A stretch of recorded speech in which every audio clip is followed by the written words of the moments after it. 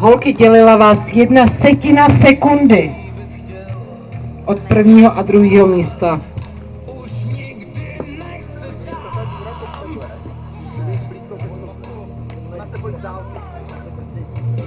A prvních 5 tady má na věži věcné ceny.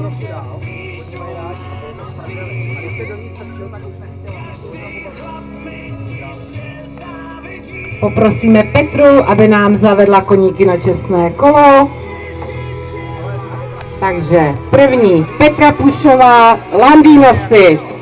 Druhá Jana Veselková, Polka R, obě jezdecký klub Železnice.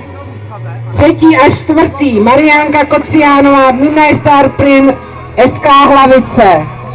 Vendola Vojtková, Riposta, Stajnový Dvůr. Pátá Monika Jerešová s Limetkou, jezdecký klub Milá Hnanice. A šestá Tereska Koucká z Vlastouka, taktéž jezdecký klub Milá Hnanice. Děkujeme.